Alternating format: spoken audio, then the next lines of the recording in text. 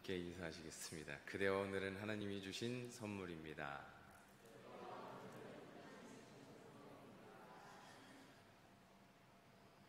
요즘에 보면 TV 프로도 그렇고 우리 주변에도 보면 반려견 또 반려동물들을 키우는 가정이 참 많이 있습니다. 그런데 이렇게 보면 이 반려동물들이 얼마나 이쁘고 사랑스러웠는지 두 아주머니가 만나서 서로 자랑을 합니다. 우리 집 개는요 하도 똑똑해서 매일 아침마다 빵집에 가서 갖고 온 빵을 사와요. 듣던 아주머니가 알고 있어요. 대수롭지 않게 대답합니다. 그냥 아주머니가 궁금해서 어떻게 알았어요? 이 아주머니 하시는 말씀, 우리 개가 다 얘기해 줬어요. 하물며 키우는 강아지도 그 반려견도 어떻게든 자랑하고 싶고 얼마나 사랑스럽고 얼마나 자랑하고 싶었으면 이런 유머가 있을까. 이 유머를 보면서 그런 생각을 합니다. 우리는 하나님을 얼마나 사랑하는가. 그래서 내가 그 사랑하는 하나님을 얼마나 자랑하고 있는가. 하물며 이 땅에서 잠시 함께하는 그 반려동물을 자랑하고 그렇게 사랑하면서 나는 우리 하나님을 얼마나 사랑하고 자랑하고 있는가. 오늘 여호수아의 말씀을 보면 그렇습니다. 여호수아가 이제 110세가 되었어요. 이 여호수아가 여호수아 1장에 보면 처음 여호수아를 일컫는 이 여호수아의 호칭이 마지막 오늘 24장에 나오는 29절의 말씀에서는 여호수아를 부르는 호칭이 바뀝니다. 1장 1절 함께 봉독하시겠습니다. 여호와의 종 모세가 죽은 후에 여호와께서 모세의 수종자 눈의 아들 여호수아에게 말씀하여 이르시되. 그런데 24장 29절에 이렇게 이야기됩니다. 이 일 후에 여호와의 종 눈의 아들 여호수아가 110세에 죽음에. 1장 1절에서는 모세의 시종이라 일컬음을 받던 여호수아였습니다. 그런데 24장까지의 이 여정까지 110세가 될 때 그때까지 80세에 모세의 시종이라 일컬음을 받았던 여호수아인데 이제 24장에서 110세에 죽을 때가 되었을 때는 여호와의 종이라고 일컬음을 받게 됩니다. 우리는 하나님 앞에 어떻게 부름을 받고 있을까요? 어떻게 부름을 받고 있습니까? 사랑한다 내 아들아, 사랑한다 내 딸아, 그렇게 부르심을 믿으시기 바랍니다. 고민하실 필요 없습니다. 제가 질문했더니 갸우뚱갸우뚱 하시는 분이 계시는데, 눈에 심각하게 고민하시는 분 계시는데 그냥 한 가지입니다. 우리는 하나님의 사랑받는 자녀요, 또 하나님의 사랑받는 아들이고 딸임을 기억하시면 됩니다. 오늘 본문의 말씀은 그래요. 23장에서는 여호수아가 세겜에 지도자들을 부릅니다. 지도자들을 불러서 하나님의 역사를 이야기하며 순종할 것에 대하여 얘기하고 경고합니다. 그런데 오늘 본문의 말씀 24장에서는 모든 백성을 부릅니다. 그리고 나서 하나님의 역사가 아니라 모든 백성에게는 이스라엘의 역사를 이야기해요. 그리고 하나님께서 어떻게 인도하여 내셨는지, 이스라엘의 역사가 어떻게 되었고 하나님이 어떻게 인도하여 내셨는지를 이야기하고 또 순종을 권하고 또 뿐만 아니라 경고합니다. 그게 오늘 24장의 말씀이에요. 그런데 19절부터에 보면 여호수아가 이야기해요. 여호수아가 뭐라고 이야기하냐면, 이제 거룩하신 하나님, 질투의 하나님이시기에 너희들이 하나님을 떠나면 하나님이 너희를 구원하지 않을 것이다. 너희들이 혹여 하나님을 믿는다고 할지라도 너희들이 죄를 지으면 하나님이 너희들을 벌할 것이다. 너희들이 하나님을 믿지 못하리라 이야기하자 그들이 두려움을 가지고 있어요. 여호수아의 이야기를 들어요. 그리고 난 이후에 이야기하는 게 오늘 본문의 말씀에서 그렇습니다. 21절부터 백성이 여호수아에게 이야기합니다. 아니니이다, 우리가 여호와를 섬기겠나이다. 그랬더니 22절에 여호수아가 백성에게 얘기합니다. 너희가 여호와를 택하고 그를 섬기리라 하였으니 스스로 증인이 되었느니라 하니 그들이 이르되 우리가 증인이 되었나이다 하더라. 왜 이렇게 관건적으로 이야기했을까요? 그동안의 출애굽에서 모든 여정 가운데 이스라엘 백성이 하나님이 살려주실 만하면 감사했다가, 찬양했다가, 살만하면 또 죄를 지었다가, 또 그때 징계를 받으면 또 회개했다가, 그런 모습을 너무나도 많이 봐서 여호수아가 이야기하는 거예요. 하나님을 떠나 살지 말라. 너희는 이방의 신들을 버리고 오직 여호와만 섬기라 라고 이제 죽을 때가 된 여호수아가 그렇게 얘기해요. 지난주 주일날 말씀드렸지만 모세가 축복한 이후에 그 축복할 때 그가 선포했던 모든 말씀들이 뭐가 있습니까? 자기의 삶 가운데 만난 하나님, 내 신앙의 고백이고 내가 하나님을 만났기에 내가 받은 은혜가 있기에 그것들을 토대로 그 지파들에게 축복을 하는 거예요. 복을 비는 거예요. 마찬가지예요. 여호수아가 모세의 시종이었다가 80세의 모세의 시종이었다가 110세에 여호와의 종으로 부름을 받고 죽음을 앞둔 여호수아가 이처럼 이스라엘 백성들에게 강권적으로 이야기하는 이유는 내가 만난 하나님을 너무나도 잘 알기에, 내 삶 가운데 역사하신 그 하나님, 모두가 아니다라고 얘기할 때 1세대에 유일하게 갈렙과 같이 가나안 땅에 입성한 여호수아이기에 그 하나님의 은혜를 알기에 더욱더 강권적으로 고백하는 거예요. 오늘 본문의 말씀을 통해서 우리가 얻고자 하는 것은 딱 두 가지입니다. 첫 번째, 우리가 하나님 앞에 말씀을 듣는 자로서는 이와 같이 증인이 되어야 되는 거예요. 우리 스스로 하나님 앞에 우리가 증인이 되겠다라고 고백해야 돼요. 그런데 정말 될 수 있을까요? 아니요. 우리는 나약해요. 죄의 본성을 가지고 있어요. 정말 온전히 하나님을 믿고 나아가면 좋겠지만 우리는 그러기엔 너무 나약해요. 그래서 우리는 나약한 걸 아시기에 우리에게 독생자 예수 그리스도를 하나님이 보내주시고 그 독생자 예수 그리스도를 통하여 성령을 약속하셨어요. 그래서 삼위일체 하나님이 오늘도 우리를 지키시고 보호하시고 인도하심을 믿으시기 바랍니다. 그래서 로마서 8장에서 얘기해요. 우리의 연약함을 누가요? 성령이 아신다는 거예요. 친히 간구하신다는 거예요. 우리의 삶의 고백은 이와 같아야 돼요. 하나님의 은혜가 아니면, 하나님의 도우심이 아니면 우리는 하나님을 온전히 믿을 수가 없어요. 조금 전에 제가 봉독했던 말씀에 보면 19절의 말씀에 거룩한 하나님, 또 질투하시는 하나님이세요. 근데 이 질투하시는 하나님이 이방신을 질투하시는 게 아니에요. 누구를 질투해요? 우리의 마음을, 하나님을 향하지 않는 우리의 마음을 질투하시는 거예요.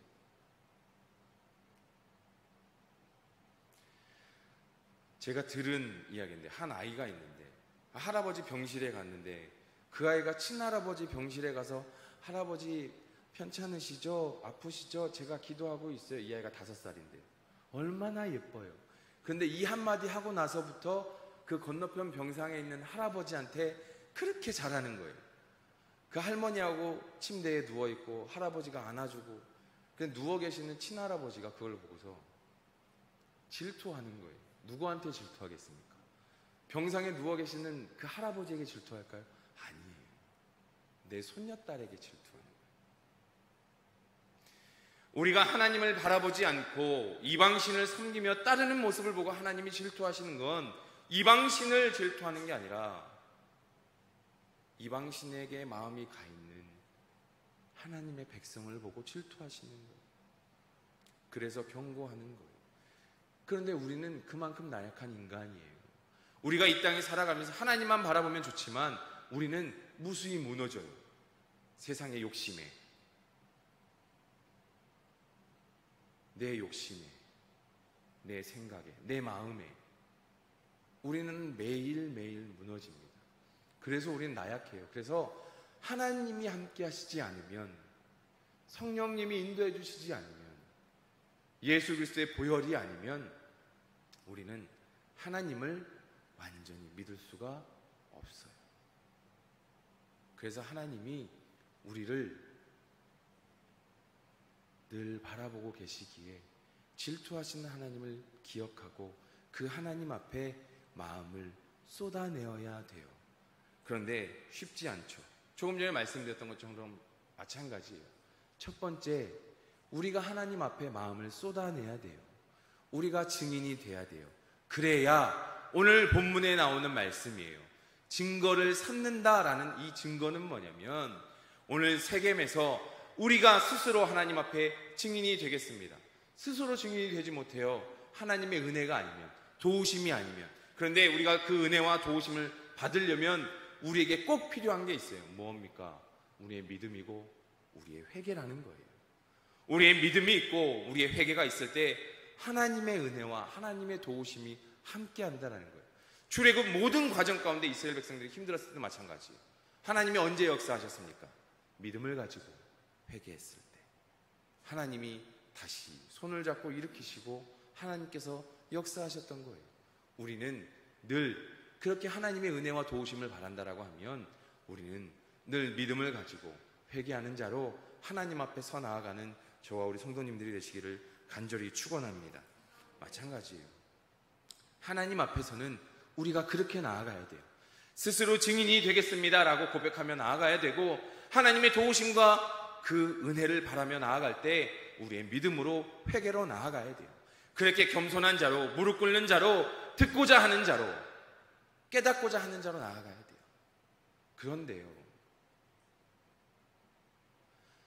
하나님 앞에서는 그렇지만 세상에 나아가서는 어떤 모습으로 나아가야 되겠습니까? 여호수아와 같은 모습으로 나아가야 돼요.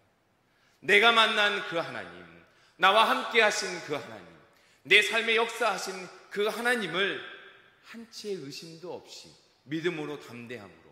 세상은 믿는 자들을 어리석다 얘기하지만 우리는 그 하나님이 전부가 되어야 돼요. 그 하나님이 우리에겐 모든 것이 되어야 돼요. 그래야 여호수아와 같이 고백할 수 있어요. 흉내내는 자 되지 않기 원합니다. 제가 저한테 하는 얘기예요. 흉내내는 믿음 생활이 되지 않았으면 좋겠어요. 제가 지금 저한테 하는 얘기예요. 흉내내는 자가 아니라 고백하는 자가 되기 원합니다.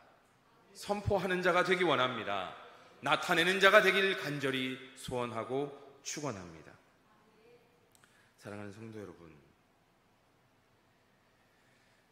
왜 굳이 세겜에서 이 증거의 돌들을 세웠을까요? 오늘 본문의 말씀입니다. 25절 말씀 함께 봉독하시겠습니다. 그날에 여호수아가 세겜에서 백성과 더불어 언약을 맺고 그들을 위하여 율례와 법도를 제정하였더라. 이건 뭐냐면 세겜에서 아예 율례와 법도로 너희들이 믿겠다 고백한 이 증인이, 너희들이 떠나지 않겠다라고 고백하는 이 삶을 다시 한번 이미 여호수아 8장에서 에발산과 그리심산에서 축복과 저주를 이야기하고 선포하고 그때 하나님과의 언약을, 하나님의 임재 가운데 세운 그 언약을 다시 한번 갱신하는 거예요. 이 세겜에서, 이 세겜 땅이 축복과 저주가 있는 에발산과 그리심산이 있는 곳이에요. 그래서 다시 한번 마지막에 잊지 말라고 갱신하는 이 언약의 말씀. 그러면서 여호수아가 이 모든 말씀을 하나님의 율법책에 기록하고 큰 돌을 가져다가 거기 여호와의 성소 곁에 있는 상수리 나무 아래에 세우고 모든 백성에게 이르되 보라, 이 돌이 우리에게 증거가 되리니 이는 여호와께서 우리에게 하신 모든 말씀을 이 돌이 들었습니다. 함께 봉독하시겠습니다. 그런즉 너희가 너희의 하나님을 부인하지 못하도록 이 돌이 증거가 되리라.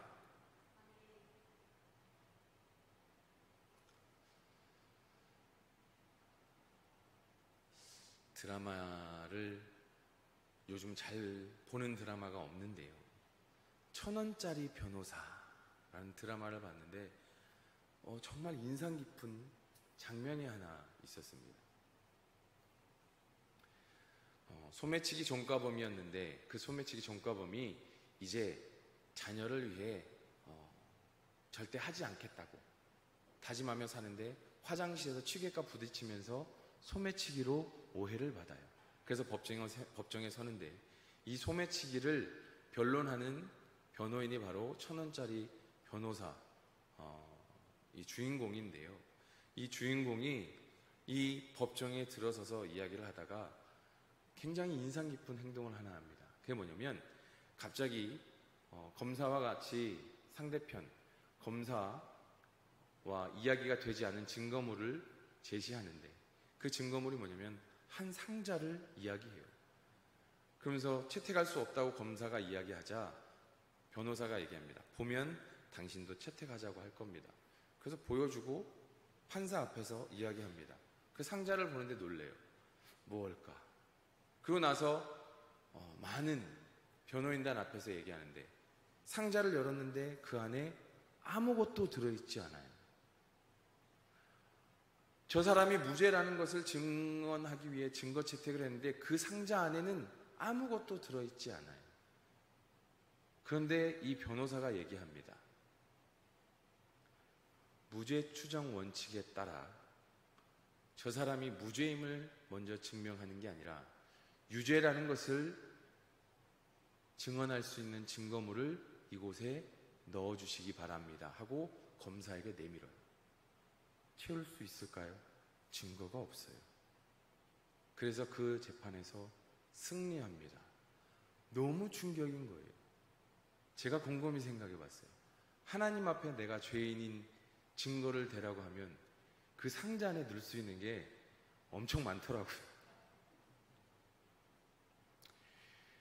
근데 제가 하나님의 자녀임을 누군가에게 세상에 나가서 이제 여호수아는 믿는 이 백성들에게 얘기했지만 믿지 않는 저들에게 나가서 내가 하나님의 사랑받는 자녀입니다. 하나님이 나를 사랑하십니다라고 얘기할 때 그곳에 넣을 수 있는 증거물이 뭘까? 있으십니까? 살아오시면서 하나님의 은혜를 체험하신 여러 가지가 있으실 텐데 내가 하나님의 자녀임을 내가 하나님 앞에 사랑받는 자녀였음을 선택받은 자녀였음을 넣을 수 있는 증거가 있으십니까? 곰곰이 생각을 하는데요. 우리 모두에게 한 가지가 있더라고요. 무엇일까요? 여기에도 있어요. 십자가예요. 그 빈 상자 안에 예수님의 십자가, 그 보혈이 우리가 하나님께 사랑받는 자녀이고 우리가 증인이고 증거임을 믿으시기 바랍니다. 그래서 이 돌을 세운 이유가 뭐예요? 하나님을 잊고 떠날 때마다 이 돌을 바라보고 내가 어떤 언약을 했는지 어떤 고백을 했는지 내가 증인이며 이것이 증거임을 고백하는 것. 우리가 복음의 증인임을 고백하고 이 복음의 증거는 말씀도 있지만 예수님의 십자가의 그 보혈이며 그 사랑임을 늘 기억하시고 내 믿음이 나약해질 때, 내 신앙이 떨어져 갈 때 하나님을 떠나지 않기 위해 십자가를 바라보며 그 증거, 그 무엇보다도 오늘 말씀의 주제입니다. 확실한 증거. 내 마음에 예수님의 십자가를 새기시고 나아가시는 저와 우리 성도님들이 되시기를 간절히 축원합니다. 같이 찬양하실 텐데요. 조금 전에 했던 찬양입니다. 주님 다시 오실 때까지 우리 이 시간에 같이 찬양하실 텐데 우리가 살아가다 보면 잊을 때가 참 많이 있어요. 알지 못할 때도 참 많이 있어요. 조금 전에 제가 질문했을 때도 그 빈 상자에 무엇을 넣으시겠습니까? 제가 목회자인데도 고민을 하잖아요. 무엇을 넣을 수 있을까? 우리는 참 나약합니다. 참 나약해요. 며칠 전에 어떤 집사님과 함께 나누었던 얘기지만 제 이야기입니다. 다는 아니고 제가 저를 왜 하나님이 목회자로 목사로 이곳에 세우셨을까? 집사님 반주 좀 해주세요. 목회자로 세우셨을까? 고민해봤더니 한 가지더라고요. 하나님이 저를 목회자로 세우시지 않았으면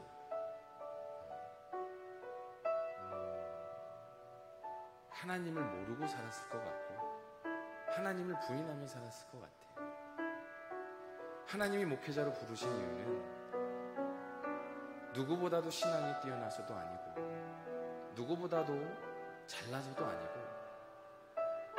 그렇게 강하게 붙들어야지만이 될 만큼 우리 예수님이 십자가형은요 정말 로마 시대 때 가장 극악무도한 자들에게 처하는 십자가형이었어요.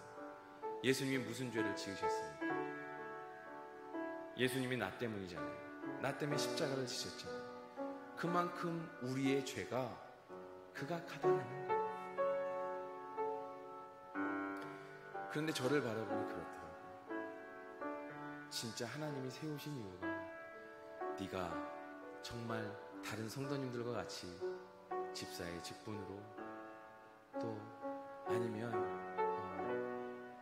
장로가 될지 모르지만 네가 어떠한 직분보다도 목회자로 붙들림 받아야 내 안에서 죄 안 짓고 살아간다. 그래서 세우신 것 같더라고요. 볼 때마다 나약함을 느낍니다. 우리는 매달릴 수밖에 없어요. 그래서 우리는 바라봐야 돼요. 멀려 말씀을 바라보고 십자가를 바라봐야 돼요. 그 증거를 마음에 세우시는 저와 우리 성도님들 되시기를 간절히 바랍니다.